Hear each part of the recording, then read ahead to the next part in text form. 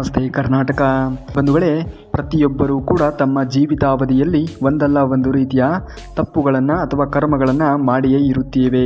ನಾವು ಮಾಡುವ ಕರ್ಮಗಳ ಫಲವನ್ನು ನಾವೇ ಅನುಭವಿಸಬೇಕಾಗುತ್ತದೆ. ಹಿಂದೆ ಹೇಳುತ್ತಿದ್ದರೂ ನಮ್ಮ ತಂದೆ ತಾಯಿಗಳು ಮಾಡುವ ಕರ್ಮಗಳು ಅಥವಾ ಮಕ್ಕಳುಗಳು ಮಾಡುವ ಕರ್ಮಗಳು ಮೊಮ್ಮಕ್ಕಳಿಗೆ ಬರುತ್ತವೆ ಎಂದು.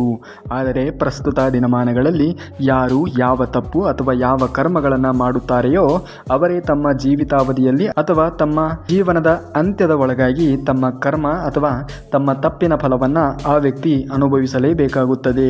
ನಾವು ಪ್ರಸ್ತುತ ಆಧುನಿಕ ಜೀವನದಲ್ಲಿ ಅಥವಾ ಆಧುನಿಕ ಯುಗದಲ್ಲಿ ಇದ್ದೇವೆ. ಇವೆಲ್ಲ ಈಗ ಇಲ್ಲ ಎಂದು ಖಂಡಿತವಾಗಿಯೂ ಕೂಡ ಹೇಳಬೇಡಿ. ನಾವು ಮಾಡುವ ಕರ್ಮದ ಫಲವನ್ನು ನಾವು ನಮ್ಮ ಜೀವನದ ಅಂತ್ಯದ ಒಳಗಾಗಿಯೇ ಅದನ್ನು ಅನುಭವಿಸಬೇಕಾಗುತ್ತದೆ. ವಿಶ್ವಾದ್ಯಂತ ಅನೇಕ ಜನ ಸಾಧು ಸಂತರು ಕರ್ಮದ ಫಲವನ್ನು ಕುರಿತು ಅನೇಕ ರೀತಿಯ ತಪಸ್ಸುಗಳನ್ನು ಮಾಡಿದ್ದಾರೆ.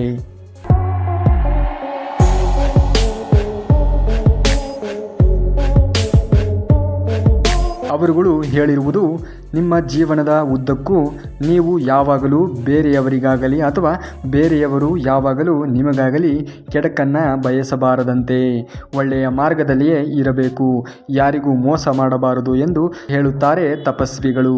ಇನ್ನು ತಂದೆ ತಾಯಿಗಳನ್ನು ಚೆನ್ನಾಗಿ ನೋಡಿಕೊಳ್ಳುವುದು. ನಿಮ್ಮ ಕಣ್ಣಿಗೆ ಕಾಣುವ ನಿಜವಾದ ದೇವರು ಅಂದರೆ ಅದು ನಿಮ್ಮ ತಂದೆ ತಾಯಿಗಳು. ಅವರನ್ನು ನೀವು ಚೆನ್ನಾಗಿ ನೋಡಿಕೊಂಡ್ರೆ ಸಾಕ್ಷಾತ್ ಆ ಭಗವಂತನ ಕೃಪೆಗೆ ನೀವು ಪಾತ್ರರಾಗುತ್ತೀರಿ ಎಂದು ಸ್ವಾಮೀಜಿಗಳು ತಿಳಿಸುತ್ತಾರೆ. ಬಂಧುಗಳೇ, ಈ ಕರ್ಮದಲ್ಲಿ ಎಷ್ಟು ವಿಧ, ಯಾವ ರೀತಿಯ ಕರ್ಮಗಳನ್ನು ನಾವು ನೋಡುತ್ತೇವೆ ಎನ್ನುವ ವಿಚಾರವನ್ನು ಕುರಿತು ಇದೀಗ ನೋಡೋಣ.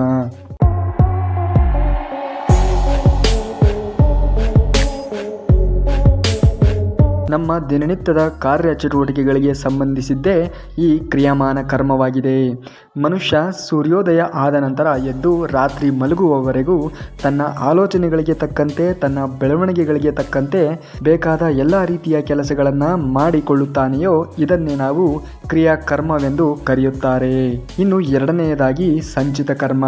ಪ್ರಿಯ ಬಂಧುಗಳೇ, ಸಂಚಿತ ಕರ್ಮದ ಪ್ರಕಾರ ನಾವು ಕೆಲವೊಮ್ಮೆ ನಾವು ಮಾಡುವ ಕೆಲಸ ಒಳ್ಳೆಯದೆಂದು ಭಾವಿಸಿಕೊಂಡಿರುತ್ತೇವೆ.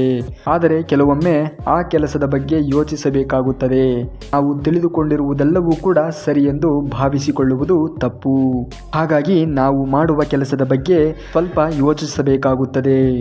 ಇಲ್ಲವಾದರೆ ಕರ್ಮಗಳು ಮುಂದಿನ ನಮ್ಮ ಕರ್ಮಗಳ ಫಲವನ್ನು ಈ ಜನ್ಮದಲ್ಲಿ ಹೊರತುಪಡಿಸಿದರೆ ಮುಂದಿನ ಜನ್ಮದಲ್ಲೂ ಕೂಡ ನಾವು ಅದನ್ನು ಅನುಭವಿಸಬೇಕಾಗುತ್ತದೆ. ಇನ್ನು ಮೂರನೆಯ ಕರ್ಮವೆಂದರೆ ಪ್ರಾರಬ್ಧ ಕರ್ಮ.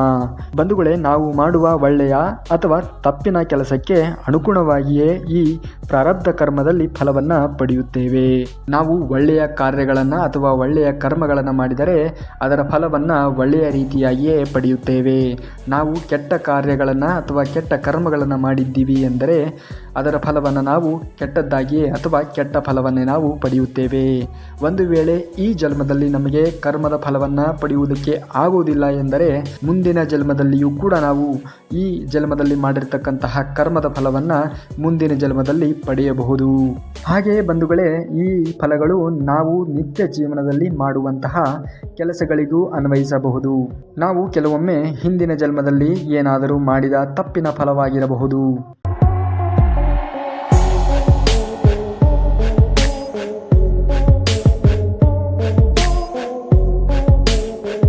ಬಂಧುಗಳೇ, ಪಾಪದ ಕೊಡ ತುಂಬಿದಾಗ ಯಾವ ವ್ಯಕ್ತಿಯೂ ಆಗಲಿ ಅದನ್ನು ಅನುಭವಿಸಲೇಬೇಕಾಗುತ್ತದೆ ಎಂದು ಹಿರಿಯರು ಹೇಳುತ್ತಿರುತ್ತಾರೆ.